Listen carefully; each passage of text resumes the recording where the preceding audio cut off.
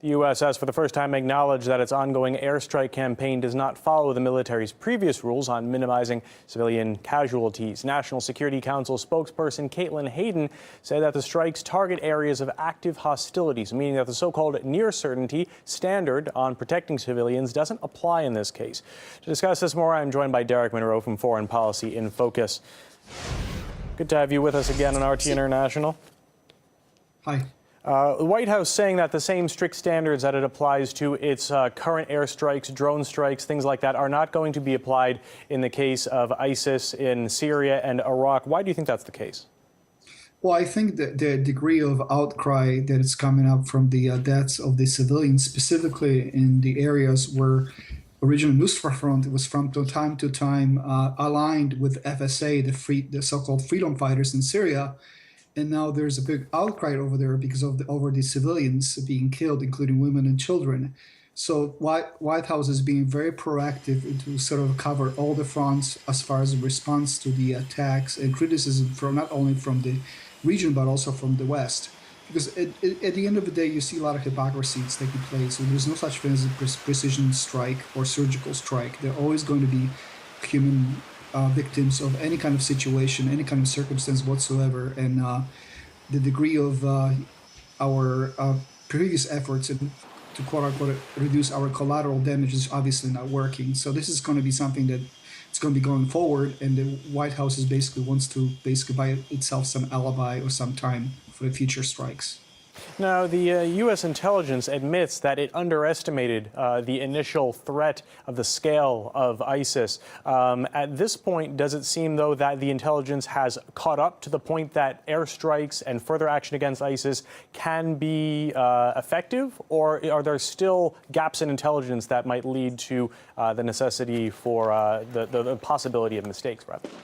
Well, I think the problem is within administration, there are a lot of different there are a lot of different PowerPoints, which are obviously taking a lot of heat or basically try to cover up their own behinds as far as the lack of analysis, the lack of actionable intelligence. So I think this is the first thing which have to be kind of emphasized about. Second of all, I think the degree of lack of information on the ground also reflects the degree of our, I think, blindness, to be honest, to weigh how we are actually evaluating the threats, how we evaluating the capabilities. Just look what happened to the Iraqi army. There were the $25 billion and up were spent, and there was supposed to be a viable fighting force, and how quickly that disappeared. So you have to realize just from the issues, not only from the external foreign policy, but also internal Pentagon games and Pentagon political struggles which are taking place. Because at the end of the day, White House definitely would like to see some accountability, not necessarily on the ground in Iraq and Syria, but also within its own echelons of power in Pentagon. What kind of effect do you think the airstrikes are having on the civilian populations in Syria and Iraq where ISIS is operating? Well, it is a double-edged sword because there's no denying that attacks were widely accepted and also welcomed by people who are suffering under IS rule in Syria and northern Iraq.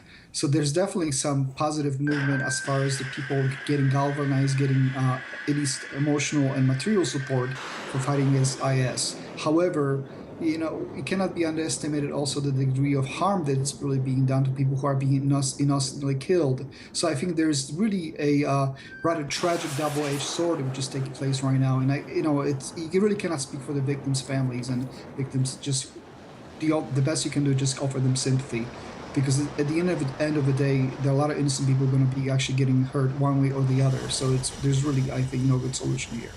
Now, on that same line, we've got reports that up to 12 civilians have been killed in a recent Tomahawk missile strike. Why haven't we heard much from the international community about this collateral damage?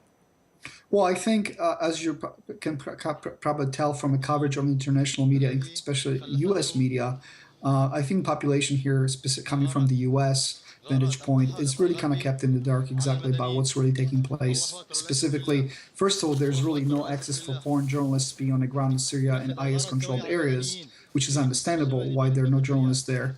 And second of all, I think there's also the degree of kind of everybody falling into line behind the White House, specifically with their policy to to basic fight against terrorism in Syria and northern Iraq. So I think there are just a lot of different agendas which are being played here, and there's very little reference, I think, as far as the getting the real actionable information on the ground at this point. So I think that's something that it's I would say perfect storm of different circumstances which kind of comes in together. That's why we're really not getting really good information out of Syria right now. All right, Derek Monroe, Foreign Policy in Focus. Thanks again for your time.